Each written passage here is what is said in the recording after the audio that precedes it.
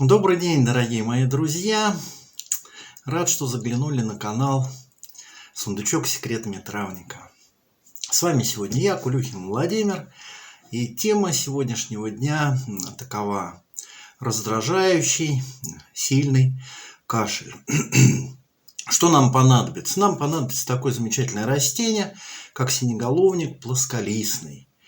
Используется он достаточно часто в народной медицине, и при данной проблеме он хорош. Что необходимо сделать? Нам понадобится всего 1 чайная ложечка синеголовника и необходимо 100 мл воды. Доводим до кипения, уменьшаем огонечек, буквально 2 минуты на малом огне. Держим, закрываем крышечкой, наставим минут 30, не больше, и процеживаем.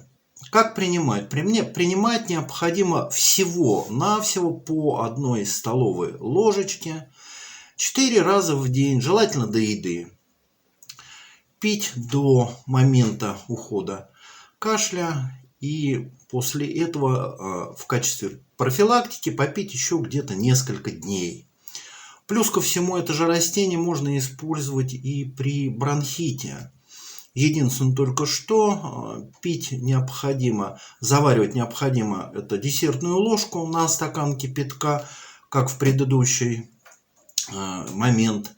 То есть довести до кипения, пару минуточек покипятить, настоять 30 минут и пить как чай 1-2 стаканчика в день. Растение не ядовитое, оно практически без противопоказаний, но очень хорошо работает. На этом у меня все. С вами был я, Кулюхин Владимир. Всем удачи!